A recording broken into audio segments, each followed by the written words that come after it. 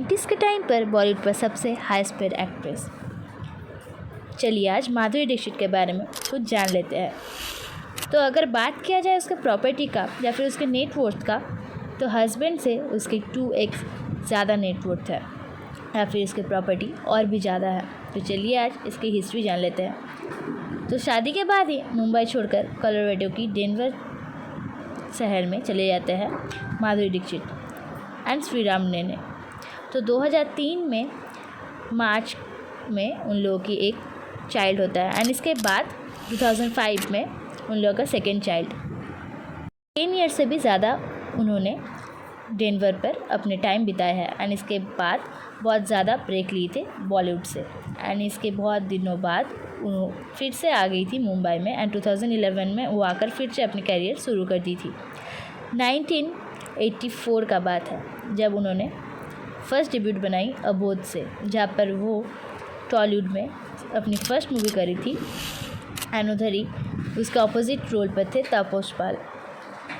Career की first 4 years बहुत ही आसान नहीं था, पर 1988 में अनिल कपूर के साथ फिल्म करती है तेजाब, जहाँ पर वो लीडिंग रोल करती है एंड ये बहुत ही फेमस होता है एंड इसके बाद से उसको पीछे मुड़ना नहीं पड़ता एंड इसके बाद से राम लखन, प्रेम पथिका, दिल, साजन, बेटा, खलनायक, अंजाम, हम आपके है कौन, दिल तो पागल है, जैसे कई सारे मूवीज़ करी है एंड इसके बाद 1999 में अक्टूबर मंथ पे श्रीराम नेने के साथ होता है शादी माधुरी जी का एंड इसके बाद तुरंत ही मुंबई छोड़कर चले जाते हैं कोलोराडो की डेनवर शहर पर एंड उधर ही जाकर अपनी लिविंग शुरू करते हैं। 2003 में उन लोगों की चाइल्ड होता है एंड 2005 में उन लोगों के सेकेंड चाइल्ड एंड इसके बाद भी 10 साल से भी ज़्यादा उसके रहने के बाद 2011 में वो अक्टूबर मंथ में फिर से वापस आती है एंड फिर से शुरू करती है अपनी मूवी एंड 2013 में ये जवानी है दीवानी की एक सॉन्ग पर घाघरा सॉन्ग से शुरू करती है अपनी फिर से बॉलीवुड कैरियर एंड इसके बाद ही देर इश्किया, टोटल धमाल, कलंक, भूल भुलैया 3 जो कि एक रिसेंट फिल्म है, उस फिल्म पर देखा गया है माधुरी को। बाद बॉलीवुड के साथ ही साथ OTT प्लेटफॉर्म पे भी कदम रखती है माधुरी, जहाँ पर मजामा नाम की film and the fame game इस सीरीज़ में अपनी एक्टिंग कर चुकी है माधुरी दीक्षित। 2018 पर OTT प्लेटफॉर्म मोगली जब रिलीज़ होता है, उस फिल्म पर उन्होंने अपनी हिंदी वॉइस ओवर करी थी। बॉलीवुड पर सुना जाता है कि एक्टिंग करने के लिए, मतलब पर फिल्म पर एक्टिंग करने के लिए वो 5 करोड़ तक चार्ज करती है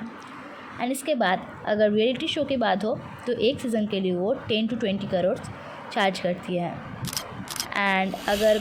बात आया कोलैब का या फिर किसी के ऐड देने का, तो उसको लिखकर 8 करोड़ तक चार्ज करती है माधुरी दीक्षित। माधुरी जी के कलेक्शन पर है बहुत सारे लग्जूरियस कार, जैसे कि मर्सिडीज मेबैक एस 560 एंड इसी के साथ साथ है बहुत सारे लग्जरियस कार जैसे कि रेंज रोवर की बहुत सारे मॉडल एंड वॉक के भी बहुत सारे मॉडल्स है, जिसके मार्केट प्राइस होगा 2 करोड़ से भी ज़्यादा या फिर 4 करोड़ से भी ज़्यादा